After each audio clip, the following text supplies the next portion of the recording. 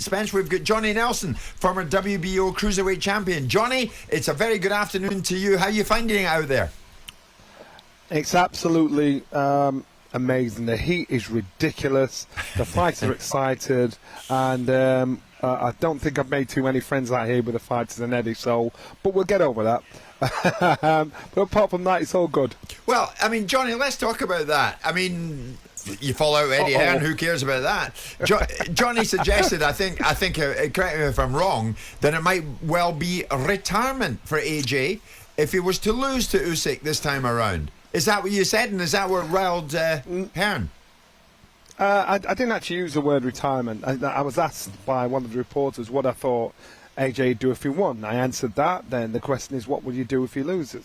Now, if they ask Eddie or AJ that, they're not going to answer that. They're saying, look, I'm not here to answer that. Our job is to talk the talk. My answer was, AJ's not a backing dancer.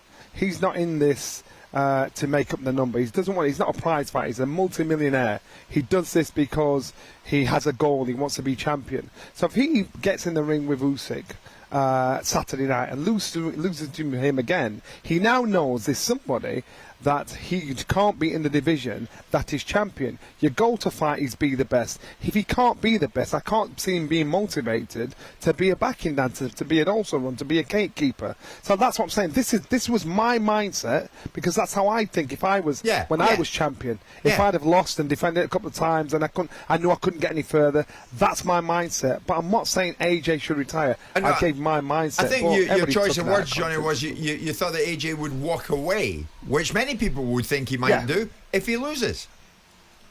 Yeah, exactly. So, and realistically, listen, AJ shouldn't even be thinking about that now. So for those guys to take it to him now, for Eddie to be making a big deal of that now, is negative. When we're asked the question, we've got to answer it. AJ's thinking positively. He's signed a massive deal for his future, which shows how positive he is in regards to the win and in regards to his future. In reality, after the fight, say for instance, God forbid, he does lose, then he's going to think, right, where's my future role? Do I want to get up stupid o'clock in the morning and train for 12 weeks in training camp, knowing no matter how hard I fight, I can't beat the man at the top? I think what Eddie Hearn done was he's not listened to the interview properly. He's picked a couple of words out, a couple of key words. Eddie's under pressure. He's under pressure. And he's just flown off the handle about it, because Johnny wasn't saying he's got to retire. He was saying that was a possibility that he would probably consider. But Johnny's retiring. Right, Spencer. That's where it was. Eddie's under pressure because it's a big deal. There's a lot riding it, and I totally get that. But the last person he should be calling out is me. I ain't fighting. He should be talking about his fight. He should be talking about Johnny. He should be talking about the bill. Just in case you're interested, Simon here is saying you are right. Of course he's right. He's absolutely right. I've been saying this for weeks. Yeah. Where does he go after he loses this fight? Eddie is looking at his ATM. He's looking at the zone going, hang on a second, I've signed everyone to a pup at this moment in time. I'm not getting many viewers. Of course Anthony Joshua is the golden goose that's going to keep the zone at the front of people's minds. So of course he's going to turn around and say, even if he were to lose this fight, he's going to carry on. But Johnny is absolutely spot on. How can he not be? Who's he going to fight after he loses? If he loses to Usyk? And Simon, Eddie's thinking of it with a commercial heart. Of course. I'm talking about it thinking of it as an ex-fighter, and I'm a massive supporter of AJ.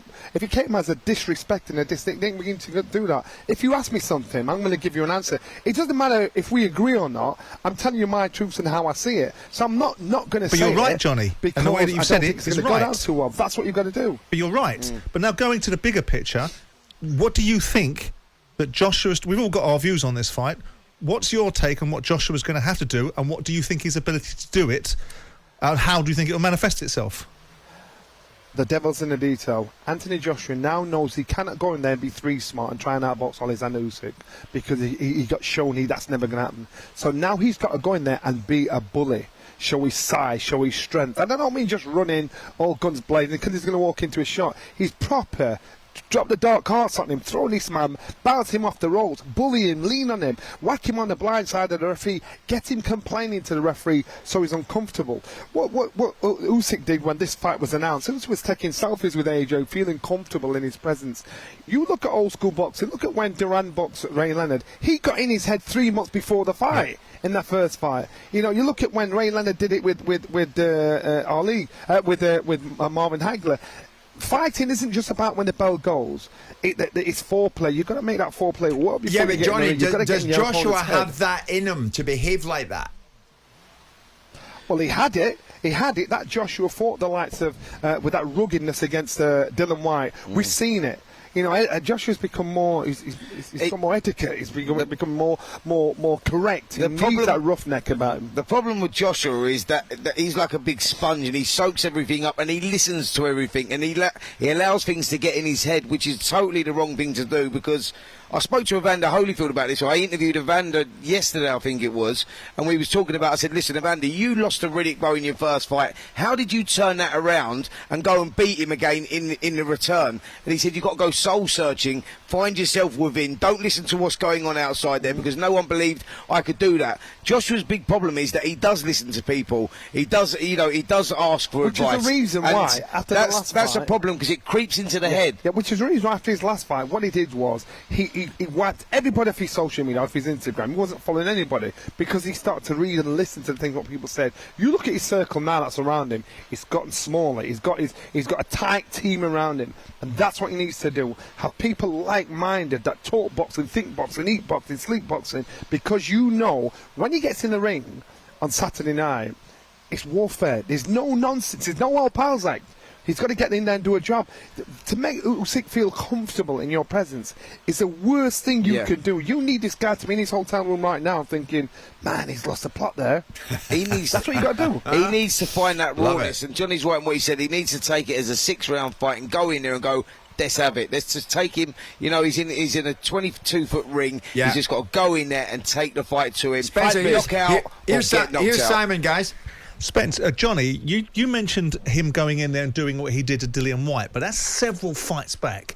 He's been knocked on his backside by Klitschko, and I think that took something away from him. In order to get him past Joseph Parker, he navigated his way through that fight. Povetkin and Pulev are not Usyk, and he navigated his way through the rematch against Ruiz. He can't navigate himself through this fight. He's going to have to go and fight this guy on different terms. So, Simon, I'm talking mentality.